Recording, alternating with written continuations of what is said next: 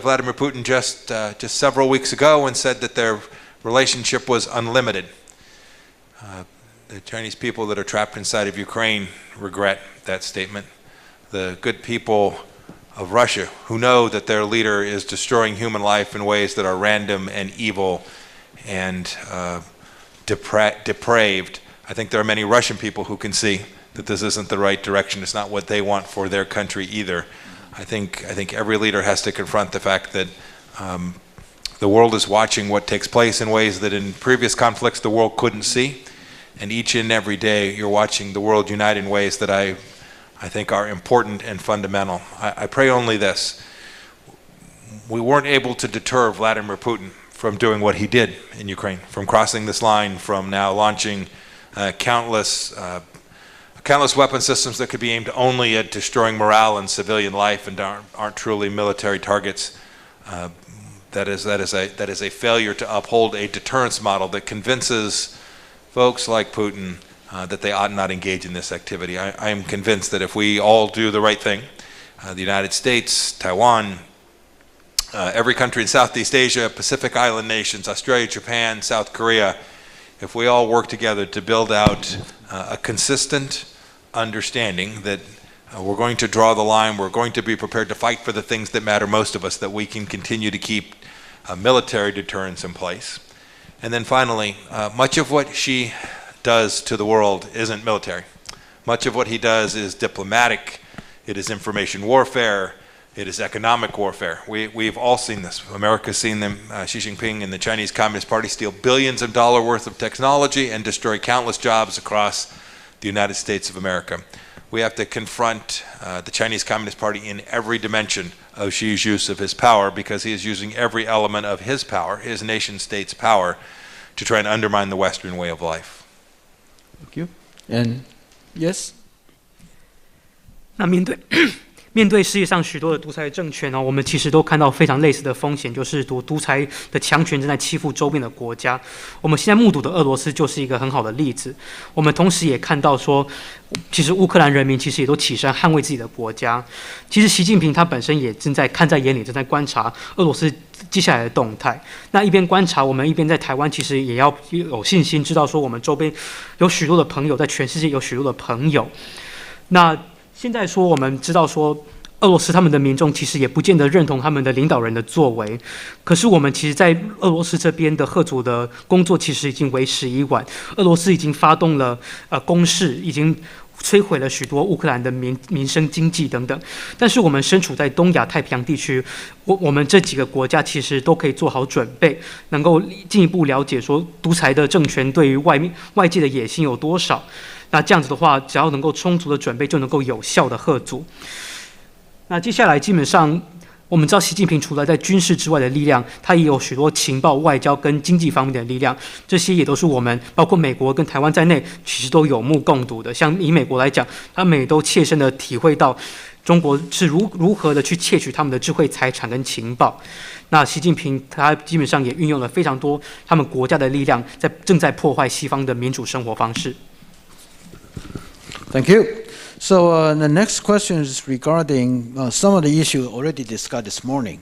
On the deterrence, I think the question goes like this. What lesson on deterrence should the United States take away from Russia's invasion of Ukraine? And how should they be applied to Taiwan's situation vis-a-vis China? Yeah, so could you like to elaborate on this? Well, one of the things that I talked about this morning was clarity. When a nation state's preparedness to defend itself is not demonstrable, when you can't see it, when you're not clear about the things that you're prepared to fight for, and you haven't been preparing for that for a while, bad guys begin to feel like they can move about the cabin and do precisely what you saw Vladimir Putin do. So while I'm pleased that the world has united, that I've watched what Taiwan has done for the people of Ukraine, it is noble, it is important. The world thanks you for your generosity to the Ukrainian people. We weren't able to provide this level of capstone deterrence, which would have prevented Vladimir Putin from doing precisely what he did. I think that is a lesson for all of us.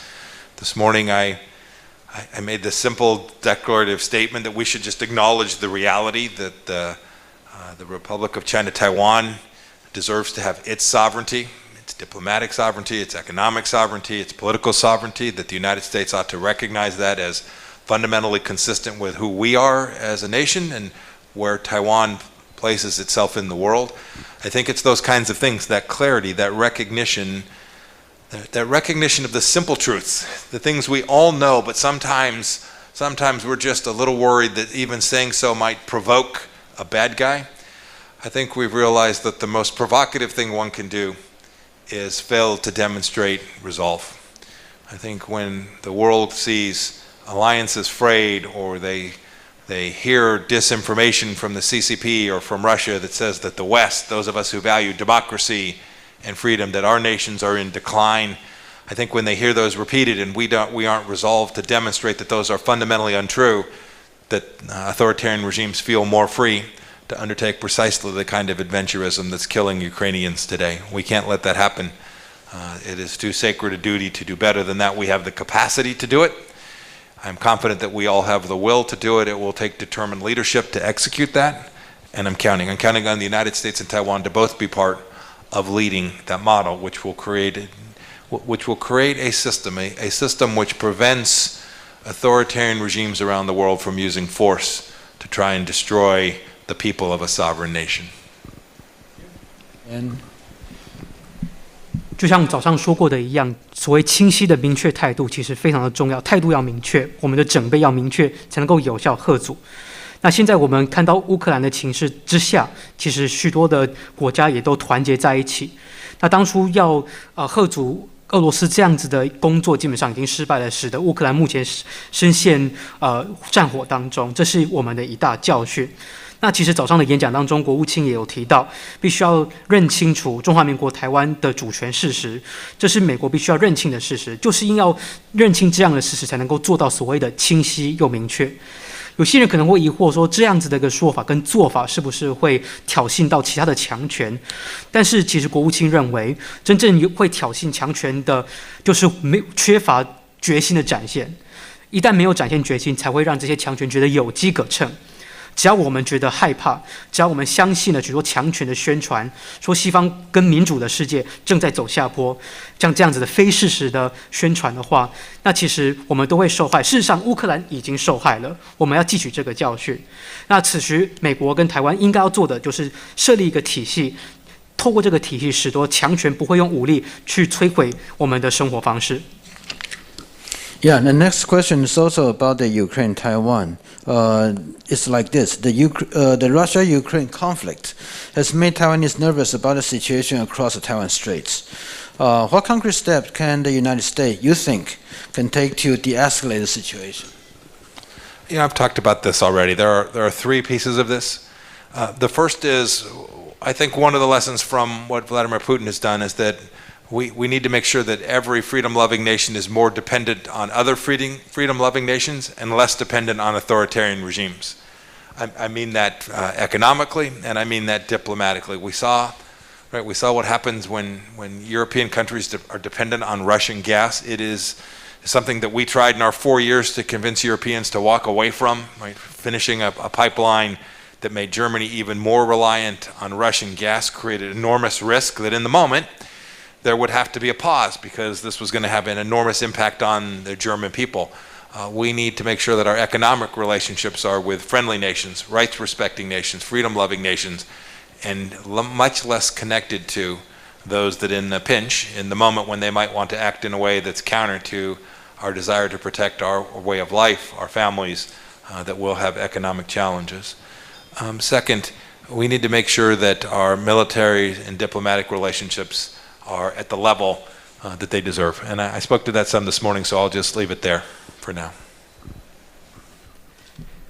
那其实这一点基本上可以分三个部分。首先，其两部分我们来讲就是说，普丁的所作所为其实也给了我们一个教训，就是说，其实爱好自由的国家之间必须要多增加彼此的依赖跟合作，而比较减少依赖对独裁强权的依赖，尤其是在经济跟外交方面的依赖。像是说，最近我们也看到了，就是说，其实，在欧洲方面呢，我们也长期看到很多的国家，包括德国在内，都很依赖俄罗斯的天然气。其实庞培奥国务卿在他任内呢4年当中，其实也一直在劝导欧洲国家，尤其是德国，能够减少对天然气的依赖，不然的话，尤其像德国这样子的国家就会受到很大的冲击。那在经济上面一定要去多多去跟其他的自由爱好的国家、跟尊重人权的国家彼此之间的互相的合作，才能够有效的去保护我们自己的生活方式跟我们各自的家庭。再来第二点是军事跟外交方面，因为早上的演讲其实讲得非常多，就不在此赘述。Yeah, Mr. Secretary. Then next question regarding the cross relation, also connected with the Russia-Ukraine conflicts. Well, Russia's invasion of Ukraine. The thing is this: I think people in Taiwan, they generally they're so convinced about the United States intelligence capabilities, especially how they correctly predict Putin will invade Russia. It will invade the Ukraine. And the question is this: what do you believe in the likelihood of China taking Taiwan by force? There were the reports, or in the Senate hearing, that the former Indo-PACOM commander said that the war on Taiwan could happen within 6 years. Mm-hmm. So on this backdrop, how do you think about the likelihood about Chinese and war on Taiwan? Yeah, one can't answer the question about the likelihood of this in a static way. It depends. It depends on how we respond and behave. It depends on the work that we do. It depends on our willingness to listen to Taiwanese leadership who tells us we need certain equipment, we need certain training assistance. You all are prepared to expend your money to purchase these systems. We should be prepared to help you train and use them effectively as well. So you can't answer how likely it is in a static way, because it turns on the willingness of the Western world to demonstrate that the costs for Xi Jinping engaging in that kind of activity are just too high. The last thing I want to say about this is, and I think this is really important, most of the conquest that Xi Jinping has achieved during his time hasn't been undertaken militarily. It's been done through his use of the Belt and Road Initiative. It's been done through his use of information operations around the world. It's been done through influence operations around the world. It's been done by using enormous economic power of the Chinese Communist Party to coerce small governments and say, boy, if you recognize Taiwan, we will stop sending tourists or visitors there. This just is an example of how they've used their economic power. So when one thinks about cross-strait relationships and the risk of Xi Jinping behaving in a way that is aggressive with respect to Taiwan, one shouldn't simply think of ships and planes and artillery, but one should think about yuan and diplomacy and information. Those are the spaces, cyberspace, information space, all of the places which, as sure as I'm sitting here today, Xi Jinping is thinking about trying to exert influence here in Taiwan each and every day, and trying his best to do it. And we have to make sure that we are equally resolved in preventing this from taking place. 那我们在谈两岸方面的风险的时候，不能用静态的方式谈，因为其实有很多的任何事情发生的几率，必须要看台湾方面跟西方国家在因应方面、在准备的工作方面，以及在决心的展现的方面，到底做得多好跟多少。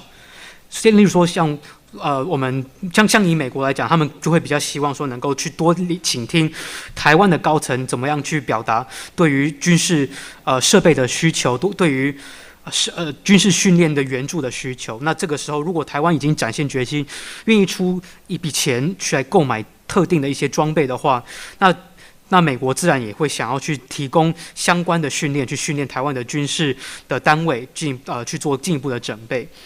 那所以这个时候一定要去展现说，如果中国在台海这边如果掀起战端的话，其实对习近平来讲代价是非常的高的。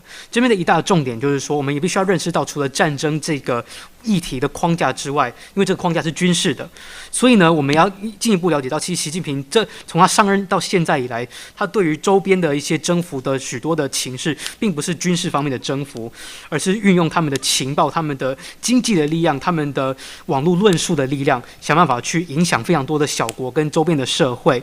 像例如说，以经济来讲好了，中国共产党就特别擅长去用经济的手段威逼这些周边的小国，说如果他们承认台湾的话，就会减少这些国家的，比如说中国赴这些小国的观光的人数等等。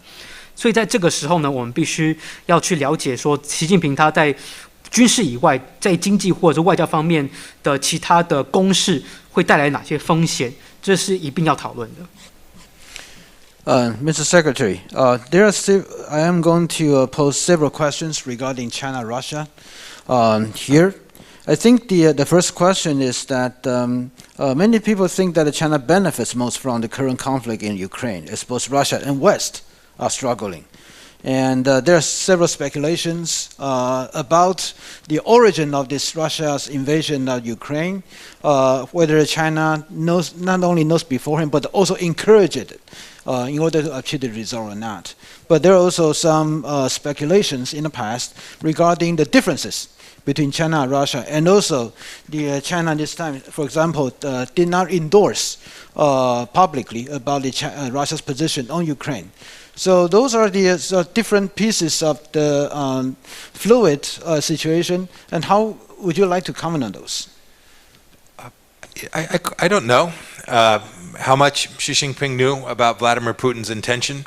I know that we all knew since the fall that he was stacking forces in parts of his country that looked to all the world like there was going to be an attack, and in fact that's what resulted. Xi Jinping would have known that as well.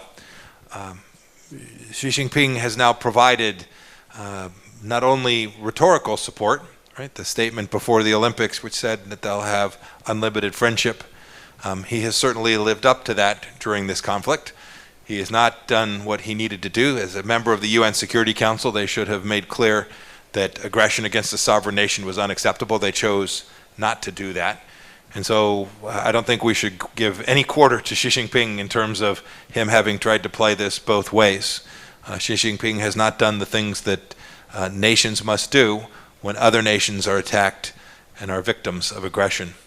I will say this too. I think he's watching. I think Xi Jinping is watching this in the same way that he watches the people of Taiwan. You all are an enormous nuisance to him, just by the fact that you get up every day and you take care of your families and you go to work and you live in freedom and democracy. I think Xi can see this. I think he doesn't want his own people to see this.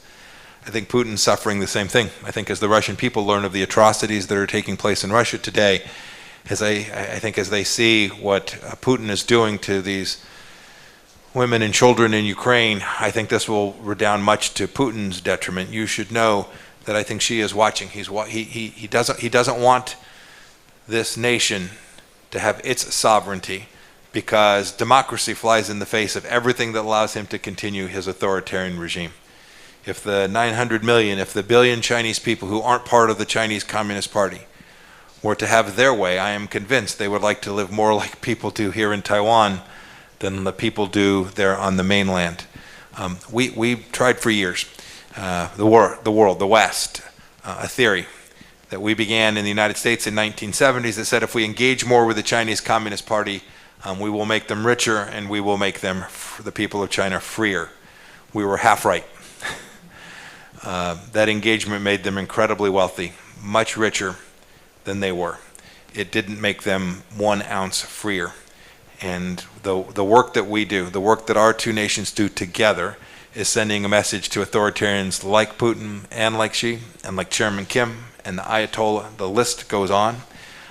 It's sending a message that those nations who believe in freedom and human dignity are prepared to defend that in ways that I think for an awfully long time we all had taken for granted. I think we are now, there's a level of resolve today in the world, and I pray that it is not ephemeral, that it is permanent and prepared, and we will work in every dimension to make sure we defend the things that matter most to each and every one of us.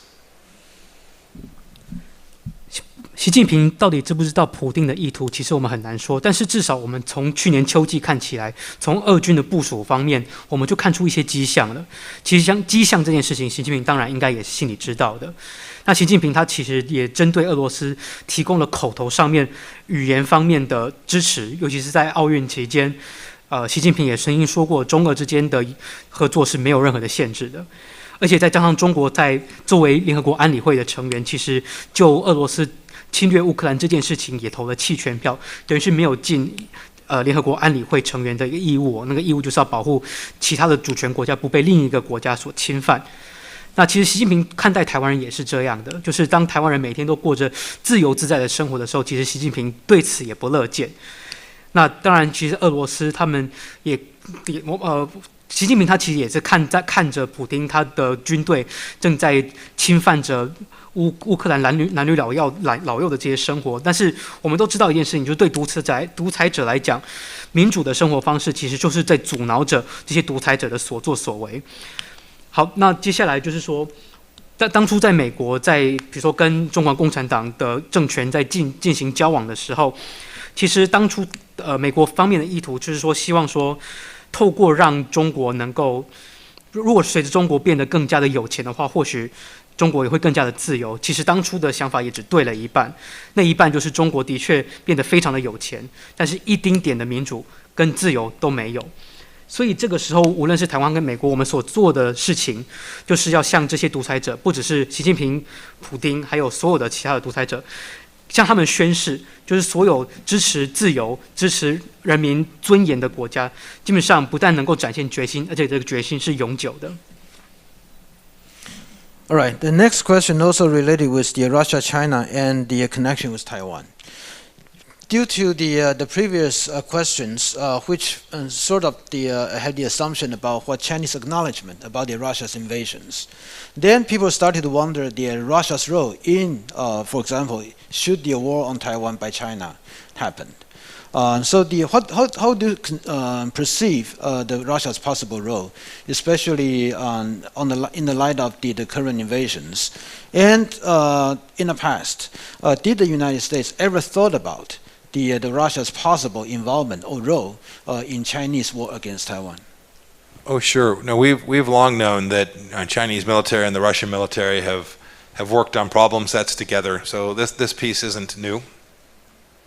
There's lots of places that the Russians are careful. They have known for a long time that because their economy is relatively small, that in that partnership between Russia and China, they'll be the junior partner in that. But Russia has a very highly capable engineering workforce. They have a very highly capable military. And so we've always known that there was some risk that the Russians would provide weapon systems to China as well.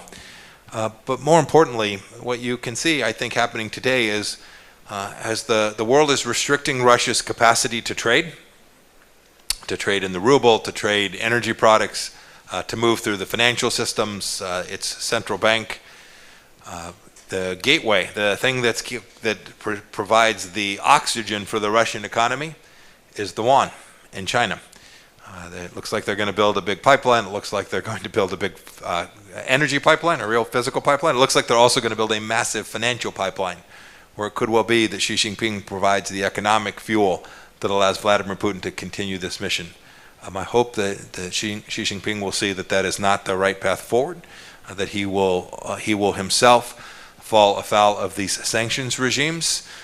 We worked on this problem set an awful lot during our 4 years. I saw it firsthand when sanctions are put in place by Western countries. I think it will make it more difficult than Xi understands for him to actually conduct these transactions with the Russians. And I hope that the world will make very clear to Xi Jinping that if he runs afoul of one of these, that it could be Chinese banks that are next, it could be Chinese financial institutions more broadly that are next, and this will convince China to deny that oxygen, deny that fuel for Vladimir Putin to have the resources to continue his campaign. That has deep ramifications for how Russia might participate were it the case that Xi Jinping ever decided to make an aggressive military action in Asia. 其实中国跟俄罗斯之间的军事合作也是行之有年哦，只是说俄罗斯在经济规模上相对比中国小，但是俄罗斯它的利多呢，就是他们的工程的能力比较强，所以在中俄的军事合作之间，比较是中俄方会向中方提供相关的军事的系统啊或科技等等。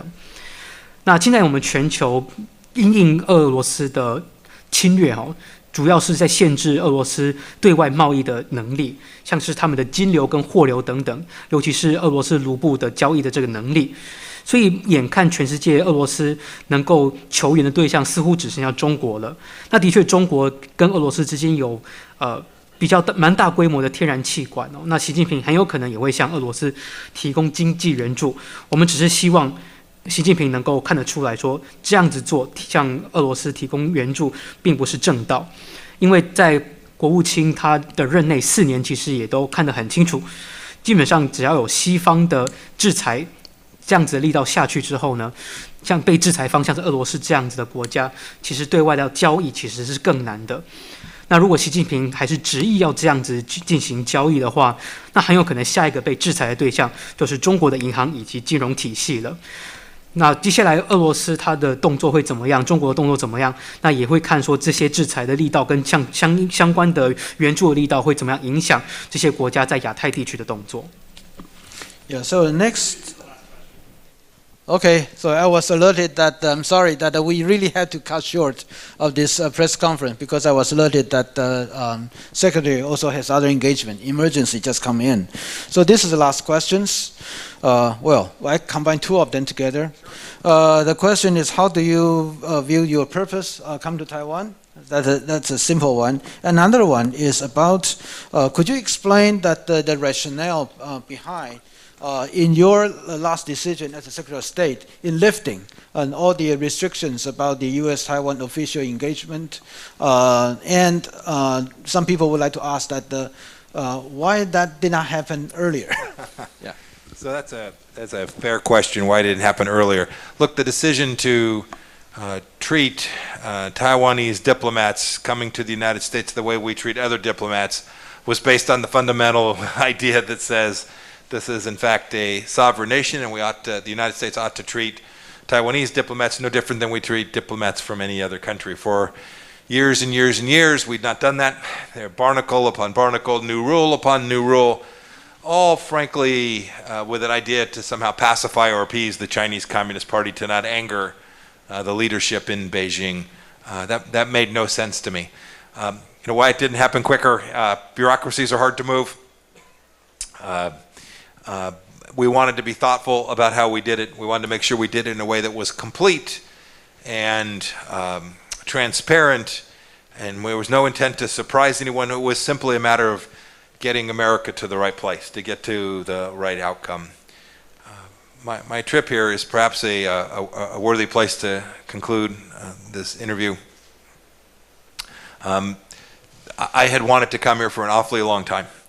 With COVID, it has proven more difficult than I wish, but I wanted to come here because the people of Taiwan are so deeply wonderful and loving of the central ideas that we have in the American founding as well. This idea that liberty matters, this idea that freedom of speech matters. I joked this morning, I was greeted by protesters when I arrived. It reminded me of home. These are what rambunctious democracies do. And I wanted to come here to say thank you to the people of Taiwan. They were such good friends and partners of the United States, not only during my time as Secretary of State, but in my previous role as the intelligence chief in America and while I was in Congress as well.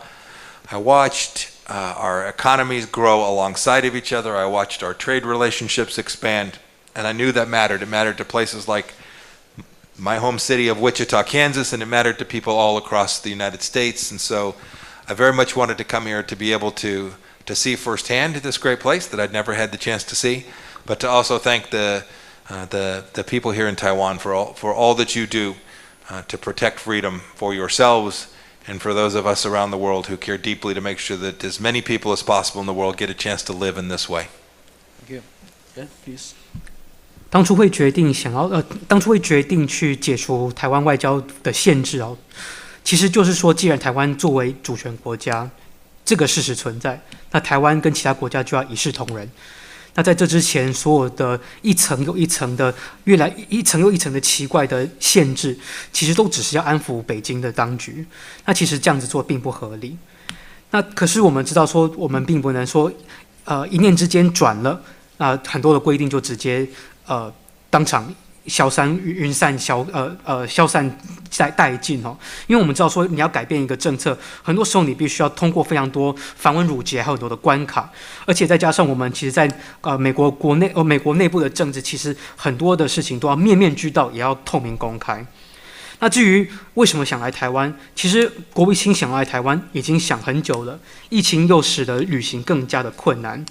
那想要来，主要是因为台湾人其实我们所热爱的价值，像是什么热爱自由、热爱言论自由，甚至像我们还有很多都跟自己意见不合的情况之下，还可以去抗议什么的。其实这一切也都是美国真爱的价值。那其实国务卿这一次来意也是要特别感谢台湾的人民哦，因为台湾的人民，无论是在庞培奥担任国务卿的任内，甚至在这之前，庞培奥先生担任国会议员还有中情局的干部的时候，基本上台湾都一直是美国非常好的伙伴。那其实，在从政这么久以来，国务卿他一直亲眼见证的台美之间的贸易关系一直升温，友谊一直的加深，这也是庞培奥特别想要来台湾感谢大家的地方。Okay, I think that concludes the press conference, and thank you very much. Yeah, first, thank you, and I really apologize for not being able to extend the time, but thank you. Yeah. Thank you so much. You're wonderful. Thank you, sir. Yeah. You go this way. So I have to apologize for this already shortened, but shortened again. Secretary has other engagement, just emergently just inserted in. So sorry for that, but thank you for your gracious, and you know that there's so many questions, even just read it through. Cannot really get all of them, but thank you. Yeah, 我们这边就结束了，谢谢。